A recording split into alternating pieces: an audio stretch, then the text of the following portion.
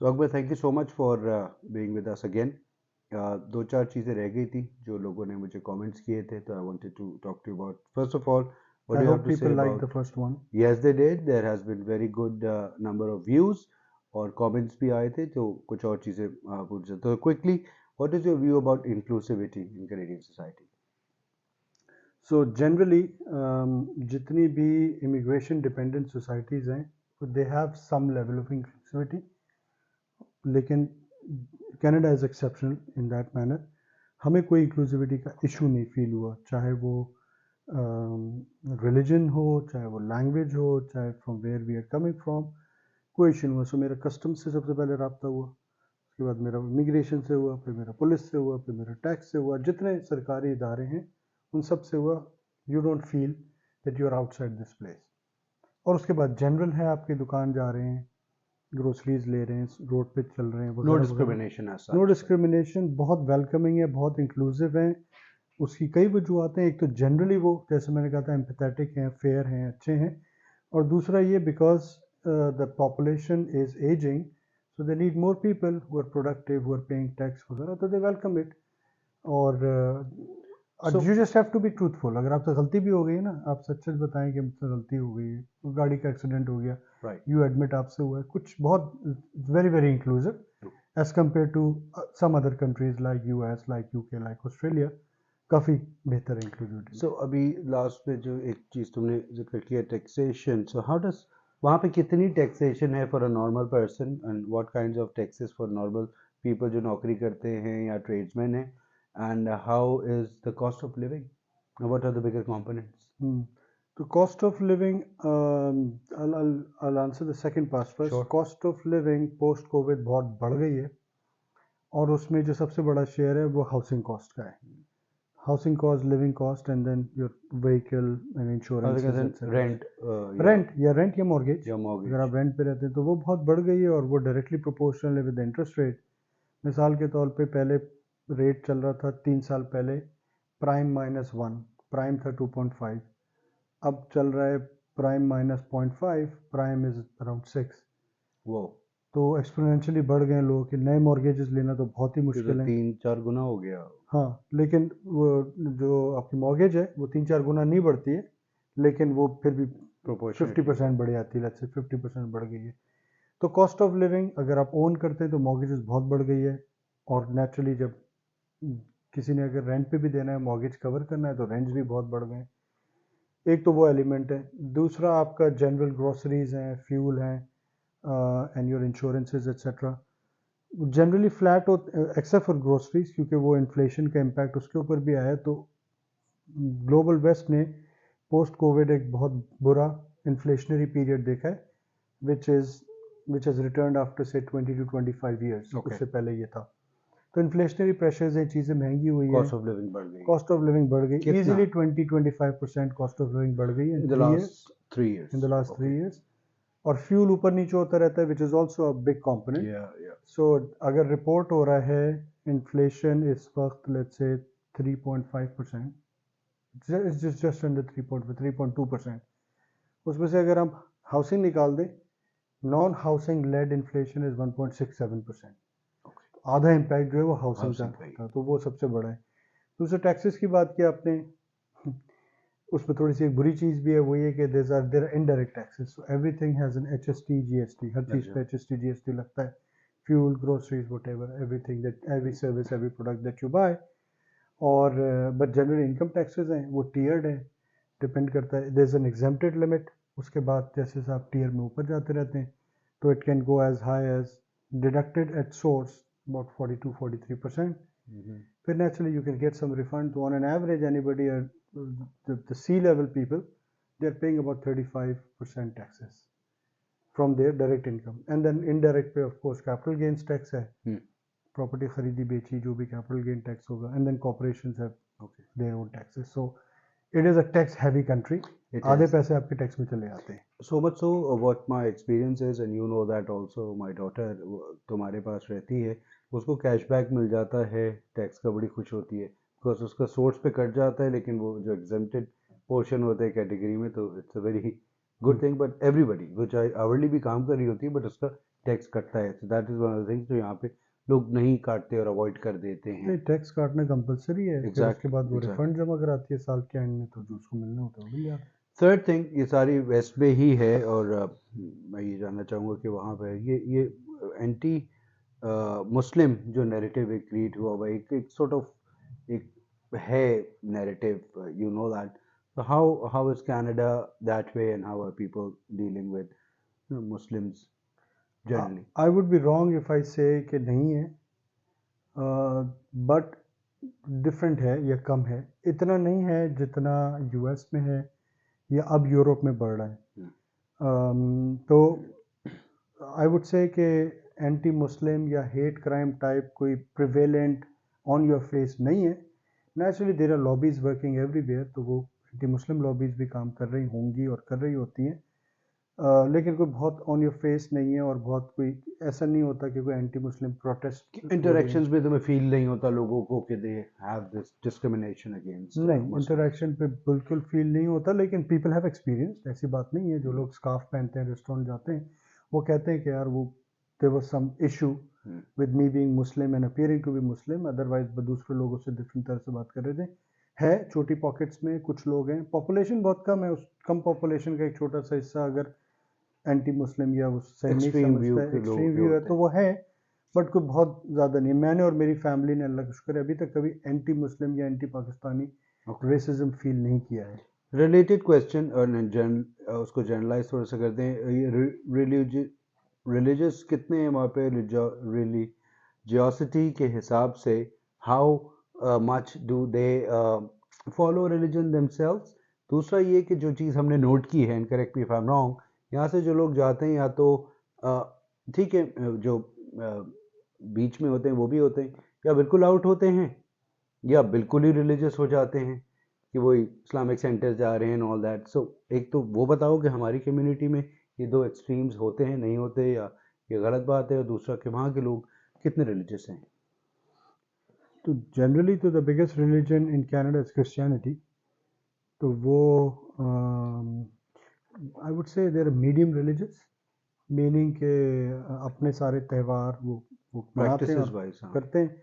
Sunday message होते हैं, उसमें लोग जाते हैं, बट एज ब्रैकेट पे डिपेंड करता है। The young people are less practising, older people are more practising, and there is of course as in many other countries सबके अपने अपने चर्च हैं, तो वो यूक्रेनियन का भी अलग चर्च है, कॉप्टिक का भी अलग चर्च है, सबके अलग चर्च है। They are open to practice, वो करते हैं। संडे को रश होता है चर्चेज वगैरह पे। मुसलमान भी बहुत प्रैक्टिसिंग है, और आपने सही कहा, वहाँ जाके ज़रा ज़्यादा हो जाते हैं।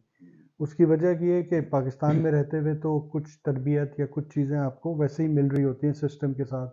नमाज़ पढ़ने जा रहे हैं, या घरों जुम्मे में की नमाज़ कर रहे हैं, या घरों में कुछ त्यौहार हो रहे हैं, तो वहाँ पे क्योंकि नहीं हो रहे होते, तो फिर पेरेंट्स को तकलीफ़ होती है कि बच्चों की ट्रेनिंग का पार्ट होना चाहिए, तो वो ज़बरदस्ती जाते भी हैं, ले जाते भी हैं।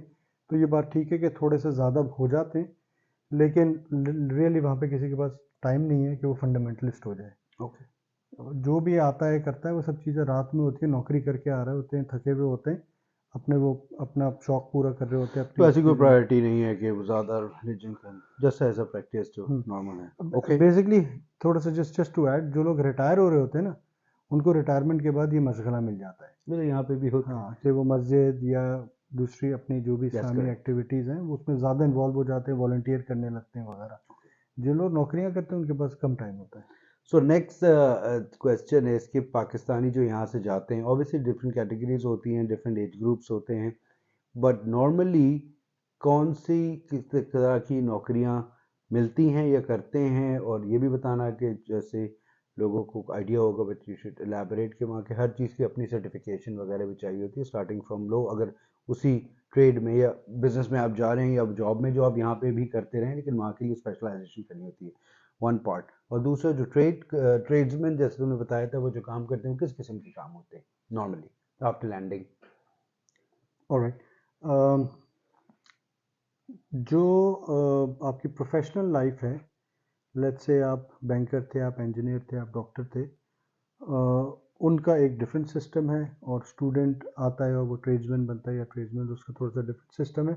पहली बात तो ये कि अगर आप यहाँ से जा रहे हैं, तो as part of immigration process आपने इक्विवेलेंस करानी है अपनी लास्ट डिग्री की. ओके. लेट्स से वो एमबीए थी, लेट्स से वो वहाँ पे एमबीए एक्सेप्ट हो गई, तो दैट्स डन.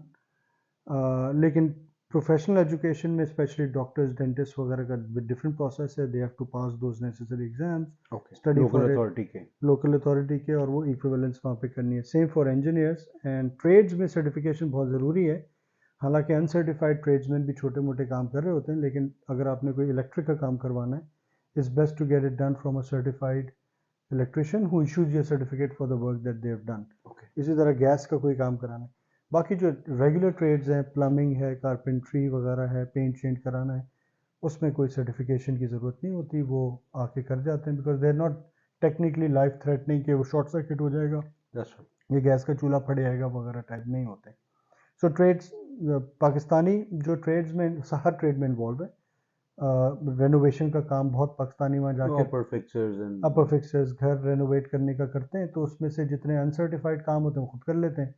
जो सर्टिफिकेशन वाले काम होते हैं वो किसी से करवा लेते हैं. और वो सर्टिफिकेशन वाले काम क्यों चाहिए होते हैं? क्योंकि वो रेगुलेटरी रिक्वायरमेंट और इंश्योरेंस के लिए रिक्वायर्ड है कि अगर कोई गैस से रिलेटेड काम कर रहा है या प्लम्बिंग से, तो उसको सर्टिफाइड होना चाहिए. करेक्ट. अगर किसी ने आपका इलेक्ट्रिक पैनल में कोई काम किया है और कल को शॉर्ट सर्किट हो जाए, तो अगर वो सर्टिफाइड नहीं था और उसने आपको अपने काम का सर्टिफिकेट इशू नहीं किया, तो इंश्योरेंस उसको कवर नहीं करेगी.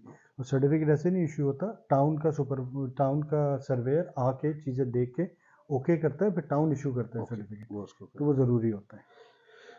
एक जनरल सा सवाल है मेरे जहन में था कि although we can not restrict कि कौन सी कम्युनिटी के लोग वहाँ पे ज़्यादा वेल टू डू होते हैं या अमीर होते हैं. जो मुझे फीडबैक मिला है कि Chinese have a lot of money there. और अभी से नहीं, पहले से जब हांगकांग वाले चाइनीज़ गए थे कनाडा में, जब हांगकांग वापस चाइना के पास गया था ईयर 1999 समथिंग, आई थिंक 2000 के अराउंड, वो शुरू में आए थे कैनेडियंस. तो who are those ethnicities which generally are more well to do or more affluent? देखें, मेरे ख्याल से what I've observed, एक तो Italian families are more affluent, क्योंकि वो बहुत पहले से आई हुई हैं, 100 years or whatever, और उनके बहुत सारे बिजनेसेस, कंस्ट्रक्शन बिजनेस भी है, रिटेल का बहुत ज़्यादा बिजनेस उनके पास है, इंफ्रास्ट्रक्चर, ये रोड्स ब्रिजेस वगैरह बनाने का उनका है. तो Italians are generally in businesses which is now third generation और सेकेंड जनरेशन, तो they are well to do. उसके बाद the new money is from Chinese. जो आपने सही कहा, हांगकांग से जो लोग आए थे, जहाँ भी गए, कनाडा भी आए, वो they brought in a lot of money and they bought a lot of real estate properties वगैरह खरीदी. तो कनाडा में significant real estate is owned by Chinese, तो and they are well to do. उसके बाद I think everybody else is, one can not point out कि कौन है कौन नहीं है. There are Pakistanis are very fluent, there are हमारे एक मखसूस मुल्क के पड़ोसी मुल्क के लोग भी एफ्लुएंट हैं, अरब्स भी एफ्लुएंट हैं. होता ये है कि डिपेंड करता है किस एज कैटेगरी, एज ब्रैकेट में लोग आ रहे हैं. तो जो यंग लोग आते हैं किसी भी मुल्क, जैसे पाकिस्तान से यंग आते हैं, तो फिर उनको तो पहले जॉब होना है, नौकरी करनी है, फिर वो देन एफ्लुएंट होंगे. तो दूसरे मुल्कों से अगर मिड करियर लोग आ रहे हैं, let's say Arab mid career Arabs आ रहे हैं और वो इन्वेस्टमेंट कैटेगरी में आ रहे हैं, देन दे ऑलरेडी पैसे लेकर आते हैं, they bring a lot of capital and it shows also. So yes, in summary I think Italians जो पहले से सेटल हुए हैं, which are Italian Canadians, let's put it this way, and then Chinese, and then Pakistanis, Arabs वगैरह वो हैं ज़्यादा. Last question is, जो हमारी यहाँ पे पाकिस्तान में या और हमारे जैसे मुल्कों में लोगों को होता है कि वेस्ट तो बहुत ओपन सोसाइटी है, वहाँ पे तो बहुत सारी चीज़ें ओपन होती है, जो हमारे लिए बहुत सारे छोटे मोटे टैबूज होते हैं कि अगर टीवी पे कोई ऐसी चीज़ आ रही है तो पेरेंट्स के सामने देख नहीं सकते, and stuff like that, whatever that, alcohol availability and these things. And now the new thing जो हर जगह पे हो रहा है, I would like to ask you, how are you people and the children dealing with this LGBTQ plus and all that? क्योंकि मैंने देखा था कनाडा में थोड़ा सा ज़्यादा ये था, तो how is that the open society thing affecting Pakistanis? हाँ, ये एक प्रॉब्लम है. First of all one needs to admit problem in the sense कि सो ट्रेनिंग का पार्ट तो ज़्यादातर घर में होता है. तो अगर आपने घर में इस तरह का माहौल रखा हुआ है, तो you can cope with it, लेकिन कुछ चीज़ें कंट्रोल में नहीं होती। मिसाल के तौर पे अगर वहाँ प्राइड मंथ हो रहा है और प्राइड फ्लैग लगा हुआ है और स्कूल में कैंपेन हो तो रही है, बच्चे तो पूछेंगे आप क्या नहीं है? कर सकती। तो एक तो चीज़ है कि LGBTQ++ की इंक्लूसिविटी या उनकी नॉन डिस्क्रिमिनेशन, उससे कोई आदमी डिसएग्री नहीं करता। वो जिस तरह भी अपने आप को आइडेंटिफाई करते हैं लोग, उनको इक्वल ट्रीटमेंट मिलना चाहिए, डिस्क्रिमिनेशन नहीं होना चाहिए। लेकिन जिस पे बहुत ज़्यादा एतराज़ है, स्पेशली कनाडा में, क्योंकि कनाडा में थोड़ा प्रमोट भी ऐसा लग रहा है कि ज़्यादा कर रहे हैं, राइट। वो उसकी प्रमोशन के ऊपर है या उसकी कम्युनिकेशन एंड डिसमिनेशन पे है। ओके। तो 2 क्वार्टर से बहुत ज़्यादा रेजिस्टेंस आ रहा है। One of course naturally Muslims, चाहे वो किसी भी मुल्क से हो, कोई भी ज़बान बोलते हो, बहुत ज़्यादा रेजिस्टेंस है। But interestingly second is the church. मैं अपनी बेटी को स्कूल छोड़ने गया एक दिन सुबह, तो कुछ उम्र रसीदा ख़वातीन पैम्फलेट्स लेके घूम रही थी। मैं जल्दी में आउटसाइड तो the school. Outside my daughter school. हाँ। उसने मुझे पम्फलेट दिया और उसने मुझे कहा कि आपने पटिशन साइन कर दी है क्या? तो मैंने कहा मैं अभी वापस आता हूँ, आई एम इन अ हरी। चली गया, मैंने देखा था पूरा चर्च कैंपेन कर रहा है कि प्राइड फ्लैग को उतार दिया जाए या नीचे कर फ्रॉम द दिया जाए। स्कूल, अच्छा। हाँ, so community church hmm, is doing this campaign कि ये इसकी communication dissemination on your face नहीं होनी चाहिए। तो church is registering all over Canada, Muslim communities are registering all over Canada. But क्योंकि कुछ चीज़ों को उन्होंने part of not curriculum but generally for information purposes schools में करना शुरू कर दिया है, वो ज़रा बुरा है। जिनके बच्चे छोटे हैं वो अब्जॉर्ब कर रहे हैं, वो मसला है। जिनके बच्चे थोड़ी बड़ी उम्र में गए, जैसे मेरे बच्चे थोड़े से बड़े थे, उनको समझ है, इनफैक्ट वो तो कैंपेन का पार्ट होते हैं कि भाई ये नहीं होना चाहिए। तो there is resistance is building and हम उम्मीद रखते हैं कि फ़ौरन नहीं 2-3 सालों में यहाँ पहुँच जाएंगे कि एक्सेप्टेड कि कोई डिस्क्रिमिनेशन नहीं होनी चाहिए, लेकिन राइट। उसको आप इतना मत प्रमोट करें कि जिस जो अपने आप को अभी एक्स आइडेंटिफाई करता है, वो इन्फ्लुएंस में आपको वाई आइडेंटिफाई ना करना शुरू कर दे। तो ये है, और इसकी वजह से कुछ लोग छोड़ के अमेरिका भी गए। अमेरिका में ये इतना नहीं है। रियली? हाँ, कुछ अच्छा। कुछ चंद लोग, मतलब हमें अगर मैं सो कनाडा में ये ज़्यादा है as compare to Canada US? में वेल, कुछ महीनों में ऑब्वियसली ज़्यादा अमेरिका में होता है, भी वो जो प्राइड मंथ होता है प्राइड उसमें मंथ। ज़्यादा होता है। जैसे अभी अगर आप जाएंगे तो ये नहीं होगा अच्छा। कि कोई कैंपेन चल रही है, तो जब वो कैंपेन होती है कम्युनिकेशन की, उस वक्त प्रॉब्लम ज़्यादा होता है। जनरल लाइफ में कोई ऐसा प्रॉब्लम नहीं है। कनाडा की पॉपुलेशन बहुत कम है ना, दैट्स तो राइट। आप बिगेस्ट टाउन टोरंटो के बिगेस्ट स्ट्रीट पे भी चले जाएं, you will see of course like any biggest town a few people who are identifying themselves differently. लेकिन ऐसा नहीं है कि वो सबको वैसे ही होना पड़ेगा और चलना राइट। पड़ेगा। तो इतना इतना बुरा भी नहीं है जितना मीडिया में रिपोर्ट होता है। ओके। सो ऑफ कोर्स बहुत बड़ा मुल्क है और बहुत स्पार्सली पॉपुलेटेड इलाके, टाउन्स वगैरह जब कल्मिनेट होकर बड़े शहर में आते हैं वो तो थोड़े से ही हैं। प्लस वेदर भी ऐसी है तो इतना ज़्यादा वो नहीं है, it's not too much over the top. Agreed. Last मेरा सवाल ये है कि how do you see yourself retiring there, and what are those benefits which are not available, and what can be done in Pakistan or say global east to attract those people back, even the children जो कि पढ़ लिख लिए हैं वो वापस आके इधर नौकरियाँ करें, और जो लोग अपने एंड ऑफ द करियर पे हैं वो भी वापस अपने ही मुल्क में आके अपनी ज़मीन में आए, उसके लिए क्या वो कौन सी ऐसी चीज़ होगी जो मैं इंटाइज करेगी कि नहीं यार वो तो सब ठीक है, वापस जाके पाकिस्तान में रहते हैं? तो 2-3 थिंग्स। मेरा फ़लसफ़ा थोड़ा सा डिफरेंट है रिटायरमेंट का। I will answer your question and then I will tell you my फ़लसफ़ा आल्सो।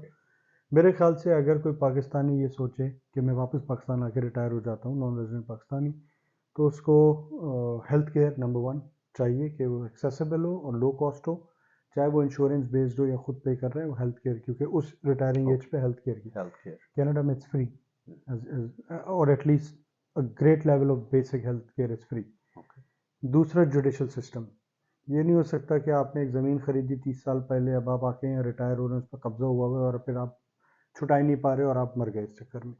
जुडिशल सिस्टम जिसमें जुडिशरी भी है, पुलिस भी है, जितने लॉ इन्फोर्समेंट एजेंसीज हैं, they need to be at a certain level, not a developed country level but at a fair level, कि आपको वहाँ से, मेरे ख्याल में ये दो चीज़ें बहुत हैं, बहुत ज़रूरी हैं।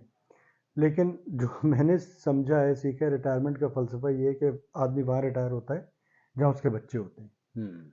चॉइस ये होती है। अब नेचुरली जो पाकिस्तानी अपने बच्चों को बाहर भेज चुके हैं और ख़ुद यहाँ रिटायर हो रहे हैं, वो एक प्रॉब्लम है। साल में 1 दफ़ा 2 दफ़ा या वो चले जाते हैं, लोग आ जाते हैं। लेकिन जिन लोगों ने अपनी फैमिलीज़ मूव की हैं, आज नहीं 10 साल 20 साल 50 साल पहले, वो लोग वहाँ रिटायर होते हैं जहाँ पे उनके बच्चे हैं, एक तो खुद भी वो सिस्टम का पार्ट बन गए होते हैं और उनके बच्चे भी वहाँ पर हैं, फिर ग्रैंड चिल्ड्रन वगैरह होते हैं, तो everybody would want to retire if given a choice to retire where their family is, where their kids families. is.